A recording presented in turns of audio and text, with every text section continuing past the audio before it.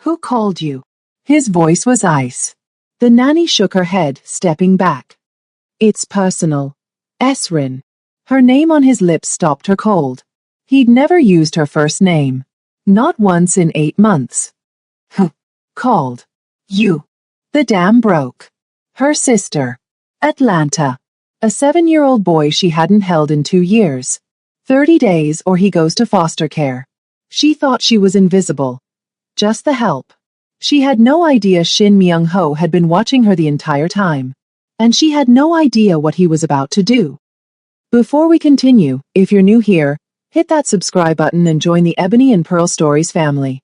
Trust me, you don't want to miss what happens next. Shin Myung-ho didn't do compassion. He built his empire on calculated violence and strategic silence. Emotions were liabilities. Attachments were weapons your enemies used against you. So why was he already setting down his glass? He'd noticed things about her. Things he shouldn't have noticed. The way she hummed old gospel songs while folding his daughter's clothes. Melodies that sounded like her grandmother's voice trapped in her throat. Her fingers moving through Hannah and Yuna's hair in intricate patterns that looked like prayers.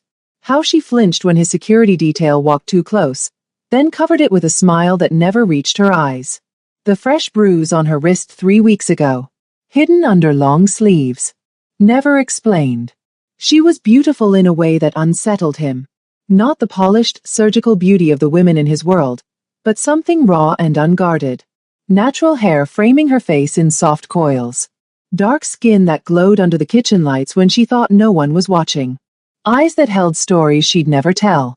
Eyes that were now swollen with tears he could hear through walls built to keep out everything. Myung-ho's hand went to the Glock in his desk drawer. Then stopped. This wasn't that kind of threat. This was worse. He moved through the house like a ghost. Years of criminal tradecraft made him nearly silent. Past the twins' bedroom where night lights glowed soft pink. Down the service stairs. Through the corridor where her quarters sat at the end. Modest and separate from the main house. When he reached her door, the crying had stopped. Replaced by harsh, ragged breathing. Walk away. She's the help. This isn't your business. He knocked. The silence that followed was so complete the house itself seemed to hold its breath. Miss Aldridge. His voice came out rougher than intended. Open the door. I'm fine, Mr. Shin. Thick. Wet. Obviously not fine. I apologize for the disturbance. It won't happen again. Open the door. A long pause. The lock clicked. When she appeared, his jaw tightened. Swollen eyes. Tear-streaked face. Gray sweater clutched around her shoulders like armor. But it was the phone gripped in her trembling hand that made his instincts flare. Who called you? She shook her head, stepping back into the doorframe. It's personal. It's nothing you need to. Esrin. Her name on his lips stopped her cold. He'd never used her first name. 8 months, and she'd been nothing but Ms. Aldridge. A title. A barrier. Now that barrier crumbled with a single word. Who called you? The dam broke. My sister. The words came out strangled, torn from somewhere deep. In Atlanta. She's been raising my son. I haven't seen him in 2 years. 2 years, Mr. Shin. I send money every month, I call every week, but tonight she said. Her voice cracked. Shattered. She said if I don't come get him in 30 days, she's putting him in foster care. She can't handle him anymore. He's acting out, he's angry, and he keeps asking. A sob escaped. He keeps asking why I left him. Myung-ho's world tilted on its axis. She had a son. How old? 7. She wiped her face with shaking hands, but the tears kept coming. His name is Isaiah. I came to Korea because the pay was 10 times what I could make back home. I thought I could save enough to bring him here. Give him a real life. But the visa complications, the legal fees, the lawyers who keep taking my money and delivering nothing. Her voice broke completely. It's taking too long. And now I'm going to lose him. Why didn't you tell me? Her laugh was bitter. Hollow. Broken. Tell you. She looked at him like he'd spoken another language. Mr. Shin, you barely acknowledge I exist. I'm the help. I take care of your daughters, I keep my head down, I stay invisible. Her eyes met his, red-rimmed and raw. That's the job. Something in her words cut through him like a blade. She thought she was invisible. You think I don't see you? His voice dropped to something dangerous. Intimate.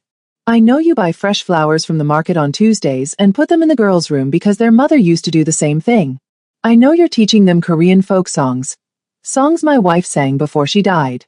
Songs I never asked you to learn. Esrin's eyes went wide. I know you stay up past midnight reading child psychology books so you can handle Hannah's tantrums.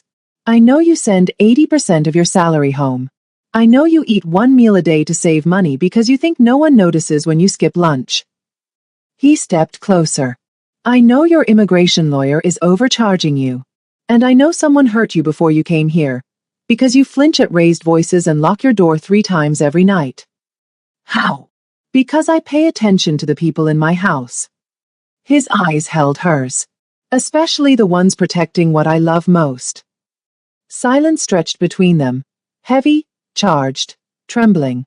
30 days, he said quietly. That's your deadline? She nodded. Broken. Defeated. Then we have time. Time for what? The words came out desperate. Mr. Shin, I can't afford to fly home and lose this job. The visa transfer could take 6 months, and that's if everything goes perfectly. Do you trust me? The question hung in the air like smoke. I don't know, she whispered. Something shifted in his expression. Not anger. Respect. Smart woman. A dark smile curved his mouth. But I'm going to fix this anyway. This woman crossed an ocean, works 18-hour days, eats one meal to save money, and sends everything home to give her son a future, and the system is still trying to tear them apart. If you believe mothers like Esrin deserve to be reunited with their children, hit subscribe and drop a comment saying, "Bring Isaiah home." Only people who side with broken systems and greedy lawyers won't. Comment what time you're watching this. I want to see how far this story travels. Because what Myung-ho does next, it's going to change everything. The envelope was waiting when Esrin woke. Cream-colored. Expensive. Slipped under her door sometime before dawn. Her hands trembled as she opened it, still swollen-eyed from a night of fitful sleep. Inside, a first-class ticket to Atlanta, 2 weeks paid leave, signed and stamped by his household manager, and a business card for an immigration attorney in Seoul, one of the best in the country. On the back, sharp handwriting in black ink. Already paid. Already briefed. Bring Isaiah home. Esrin dropped the card twice before she could hold it steady. She found him in his study 3 hours later. He was on the phone, speaking rapid Korean. Something about shipments, schedules, the clipped language of a man who moved millions with single sentences. When he saw her in the doorway, he held up one finger. Wait. She waited. Heart pounding. Envelope clutched against her chest. He ended the call and set the phone down. His eyes found hers immediately. Dark. Unreadable. Patient. I can't accept this, she said, stepping forward. She placed the envelope on his desk like it might burn her. It's too much. The ticket alone must have cost. You can. And you will. Mr. Shin. Myung-ho. The word stopped her cold. What? My name. He leaned back in his chair, watching her with an intensity that made her skin warm. Use it. The intimacy of that request stole her breath. 8 months of Mr. Shin. 8 months of careful distance, professional boundaries, the safety of formality. Now he was asking her to cross a line she wasn't sure she could uncross. Why are you doing this? She whispered. He stood. Moved around the desk with that predatory grace she'd noticed from the beginning. The way he occupied space like he owned it, because he did. When he stopped in front of her, close enough that she could smell his cologne, cedar and smoke and something expensive. His eyes were intense. Because my daughters love you. She blinked. Because you sing them to sleep when they have nightmares about their mother. Because you learn songs in a language you don't speak just to comfort them. Because you're the first person in this house who isn't afraid of me. Her throat tightened. And because no child should spend another day thinking his mother abandoned him. The tears came before she could stop them. Silent. Streaming. I don't know how to thank you, she managed. Bring him home safe, Myung-ho said quietly. That's enough. She nodded. Once. Twice. Then turned before she could say something foolish. Before she could tell him that in 8 months of working in his home, this was the first time she'd felt like someone actually saw her. At the door, she stopped. Myung-ho. His name felt foreign on her tongue. Dangerous. Right. She didn't turn around. Thank you. 14 days later. Incheon International Airport. 6:47 p.m. Esrin walked through the arrival gate with her heart in her throat and her son's hand gripped tight in hers. Isaiah was small for 7. Wary. His eyes held the same guarded strength as his mother's, but beneath it, anger. The kind that came from being left behind. From 2 years of asking why and never getting an answer that made sense. He'd barely spoken on the flight. 14 hours of silence, his face pressed to the window, watching clouds pass like he was looking for something he'd lost. Now he walked beside her through the terminal, a single backpack on his shoulders, everything he owned in the world. I'm going to make this right, she thought. I'm going to give you everything. Then she saw him. Shin Myung-ho stood near the exit, hands in his pockets, watching the arrivals board. No security detail. No entourage. Just him, expensive suit, sharp jaw, tattoos peeking above his collar. He'd come himself. Esrin's security briefings had made one thing clear. Myung-ho never picked anyone up from the airport. Ever. He sent drivers. Assistants. Armed guards. But he never came personally. Until now. Isaiah shrank behind her the moment he saw him. The tattooed Korean man in the dark suit. The stillness that radiated danger even when he wasn't moving. Everything about Myung-ho screamed power, the kind that made grown men step aside. But Myung-ho didn't approach Esrin first. He crouched down. Right there in the middle of the terminal, this man who commanded half of Seoul's underworld lowered himself to a 7-year-old's eye level. Your mother talks about you all the time, he said. Perfect English. Gentle but direct. She's very proud of you. Isaiah's jaw tightened. She left me. The words were small. Accusing. A wound dressed up as a statement. Myung-ho didn't flinch. She did, he agreed. No sugarcoating. No empty comfort. Because she loves you enough to sacrifice being with you so you could have a better future. That's the hardest kind of love there is. Isaiah's lip trembled. His fists clenched at his sides. But she's back now, Myung-ho continued. And so are you. And in my house. He extended his hand, palm up, an offering. We protect our people. A pause. Deal. Isaiah stared at the outstretched hand. This stranger. This powerful, terrifying man kneeling on an airport floor, offering him something no one else ever had. Protection. Slowly, carefully, Isaiah reached out. His small fingers wrapped around Myung-ho's. Deal. A 7-year-old boy. Abandoned. Angry. Scared.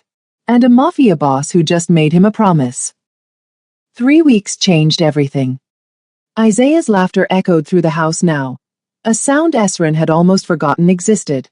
He chased Hannah and Yuna through the garden, teaching them American basketball moves while they taught him Korean phrases that made him giggle at his own terrible pronunciation. Appa. Sarangi. Babwa. The twins adored him. Called him their brother. Fought over who got to sit next to him at meals. And Isaiah, angry, guarded, wounded Isaiah, was slowly becoming a boy again. His visa was temporary. 90 days while the paperwork processed, while lawyers filed motions and immigration officials reviewed documents. 90 days of borrowed time. But watching him now, sun on his face, joy in his voice, Esrin let herself believe it might actually work. She should have known better. The security chief arrived at 9 p.m. Park Jun-seo was a former military man. Scarred, silent, loyal to Myung-ho since their army days. He never came to the house unless something was wrong. Esrin was in the kitchen preparing tea when she heard the study door close. Heard the low murmur of voices through the wall. She moved closer.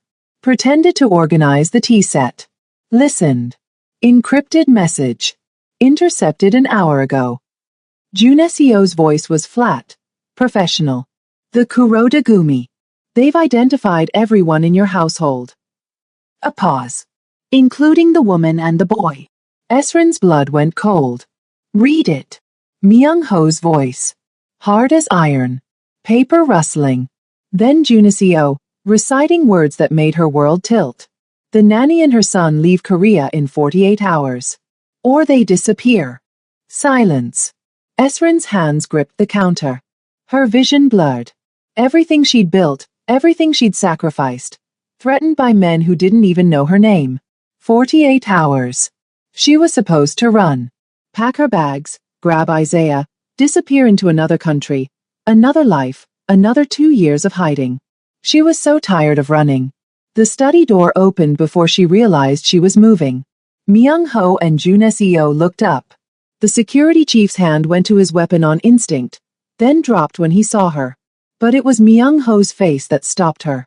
The careful blankness. The control masking something volcanic beneath. You heard, he said. Not a question. Yes. Then you understand. I'll arrange transport tonight. New identities. Safe house in. No. The word cut through the room like a blade. Junesio's eyebrows rose. Myung-ho went very still. No. His voice was quiet. Dangerous. I'm not running. Esrin stepped into the study, closing the door behind her. Neither is Isaiah. Esrin. I spent 2 years running from my ex in Atlanta. The words came out steady, but her hands were shaking. 2 years of new addresses, burner phones, jumping at shadows. I moved across the world to escape him. I left my son behind to keep him safe from a man who would have used him to hurt me. She met Myung-ho's eyes. I'm done running. This isn't your ex-boyfriend. Myung-ho's voice went cold, clinical. This is the Yakuza. Japanese organized crime with reach across 3 continents. They will torture you for information you don't have, and they will kill Isaiah just to send me a message. Then stop them. The simplicity of her demand hit him like a physical blow. You don't understand what you're asking. I understand perfectly. She moved closer, fearless in a way that made his pulse spike. You're Shin Myung-ho. Half of Seoul's underworld is terrified of your name. You've built an empire on making problems disappear. Her eyes held his, dark, fierce, unbreaking. So make this problem disappear. Junesio shifted uncomfortably. This wasn't how people spoke to his boss. This wasn't how anyone spoke to Shin Myung-ho. But Myung-ho didn't look away from her. If I do this, he said slowly, if I escalate this conflict, people will die. Esrin didn't flinch. Then let them be the right people. The darkness in her voice matched his own. This woman, this mother who hummed gospel songs and braided hair like prayers, had steel running through her spine, had survived things that would have broken others, had crossed oceans and endured years of loneliness and still stood here, refusing to bend. She wasn't asking him to protect her. She was asking him to unleash the monster. Myung-ho looked at her for a long moment. Then at Junesio. Call the lieutenants, he said quietly. All of them. Junesio nodded once and left the room. When they were alone, Myung-ho turned back to Esrin. His expression was unreadable, but something burned behind his eyes. You should know what you've just asked me to do. I know exactly what I've asked. She held his gaze. I'm not afraid of your violence, Myung-ho. I'm afraid of losing my son again. My son. The words hung between them. Then stay close, he said. And pray I finish this before they realize what's coming. The Yakuza threatened a mother and her child. Gave them 48 hours to run or die. They picked the wrong house. If you don't stand with cowards who threaten children, hit subscribe and comment, wrong house. Only people who side with bullies and criminals scroll past this. Drop the time you're watching. Let's show them how far a mother's strength can reach. Because what happens in the next 72 hours? Seoul's underworld will never be the same. What happened in the next 72 hours would become legend in Seoul's underworld. Shin Myung-ho didn't respond to the threat. He erased it. 3 of the Kurodagumi's lieutenants vanished in a single night. No bodies. No traces. Just empty apartments and cold meals left on tables. Chopsticks still resting on bowls, as if their owners had stepped out for a moment and never returned. 2 safe houses burned to the ground before dawn. The fires were precise, surgical, destroying everything inside while leaving neighboring buildings untouched. Firefighters found nothing but ash and melted steel. Bank accounts frozen.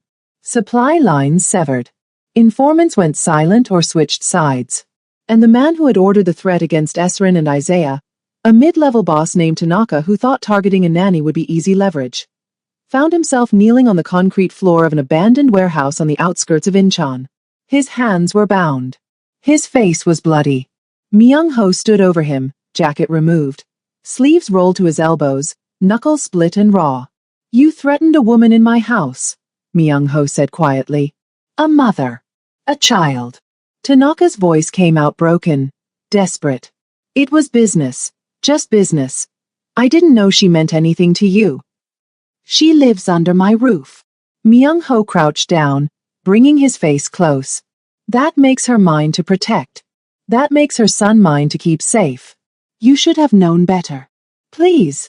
Tanaka's eyes were wild, searching for mercy he wouldn't find. "I have a family. So does she." The warehouse went silent. When Myung-ho's men dragged Tanaka away, his screams echoed off the walls long after he disappeared into the darkness. 4 a.m. The house was dark when Myung-ho returned. He moved through the back entrance, avoiding the main halls where the children slept. His suit jacket was gone, lost somewhere between the warehouse and the car. His white shirt was rumpled, stained at the cuffs. His knuckles were split open, dried blood cracking with every movement. Exhaustion clung to him like smoke. Violence radiated from his skin. He needed whiskey. A shower. 12 hours of sleep he wouldn't get. What he found was Esrin. She was sitting in the dark living room, curled into the corner of the couch, waiting. The moment he appeared in the doorway, she stood. "Is it done?" Her voice was quiet, steady. "It's done." He moved to the bar cart, poured whiskey with hands that wouldn't stop shaking. "They won't touch you again." "No one will." She crossed the room toward him. "You're hurt." "I'm fine."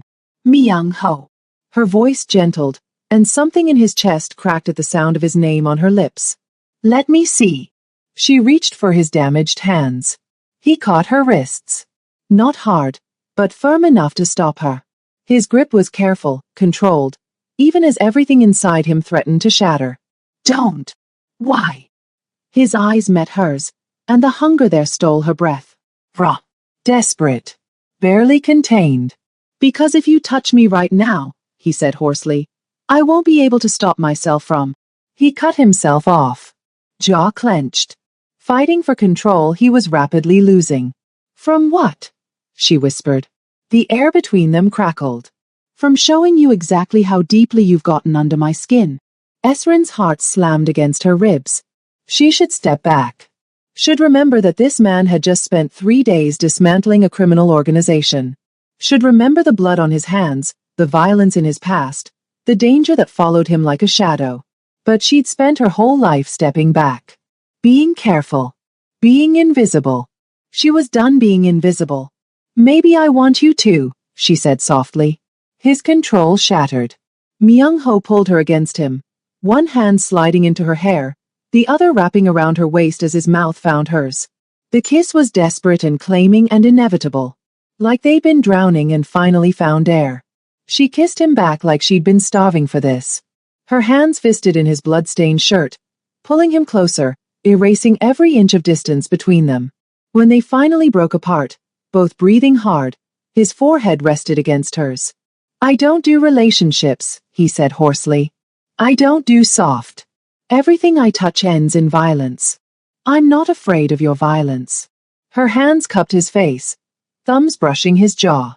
"I'm afraid of not having you at all. Esrin. I love you." The words came out fierce, unashamed. "I know that's insane. I know your world is dangerous. But I've been drowning for years, and you're the first person who taught me how to breathe again." His grip on her tightened. "I'll destroy anyone who tries to hurt you." The promise was a vow, low and absolute. You and Isaiah, you're mine now. Do you understand? Mine to protect. Mine to keep. Yes, she breathed. He kissed her again. Slower this time. Reverent. I love you too, he whispered against her lips. God help us both. He burned down safe houses. Made men vanish. Brought a criminal empire to its knees. All for her. Drop the time you're watching. Let's see how far this story reaches. Because the storm is over. But what comes next?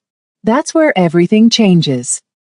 Morning light spilled through the windows, soft and golden. Isaiah padded down the stairs in his pajamas, rubbing sleep from his eyes. He'd heard voices last night, low murmurs, movement, but hadn't investigated. He was learning that in this house, some things were better left alone. But when he reached the living room, he stopped.